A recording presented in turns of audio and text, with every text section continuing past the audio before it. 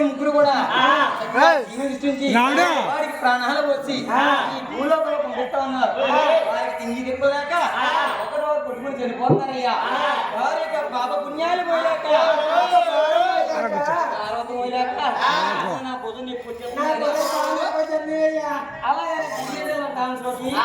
అప్పుడు నాలుగు అమ్మా పూజే తల్లి ఈ యొక్క భూభారం తొలగిపోవాలంటే ఏం చేయడానికి నాయన నారదా భూములోని ఇష్టమైనా వారు ఎవరో శుభమైన పాదం కూడా భూమంలో మోపిడైతే నా యొక్క భారం తొలగిపోతుంది యొక్క పాప భారం తొలగిపోతుంది కాబట్టి అందులోకి మాట్లాడుతూ నారదు వారు బ్రహ్మపట్నం వెళ్ళి బ్రహ్మదేవతలు అంటాడు పోయిందా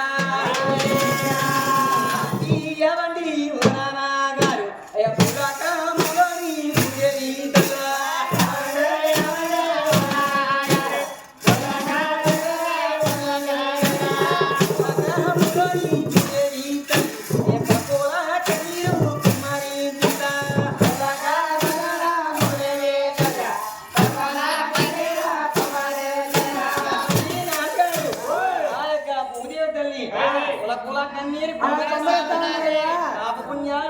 బాధపడుతుంది.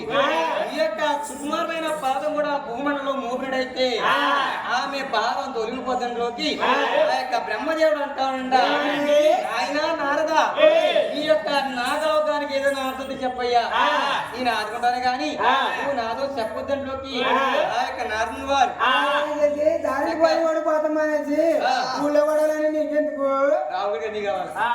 అలాగే నారదుని వారు కైలాస పట్టణం వెళ్ళిందట. కైలాస పట్టణంలో శంకరుడు మాత్రమే మాట్లాడండి. వైకుంఠ పట్టణం అయితే విష్ణుమూర్తి కూడా మాత్రమే మాట్లాడండి. అక్కడమైన కోపంతో ఆ యొక్క నారదుని వారు చూస్తే భూతి తెలియక తొలగించలేకపోయారు.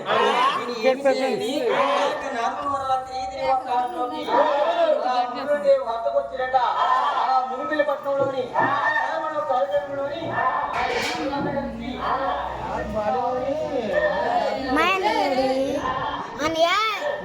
అయిపోయింది.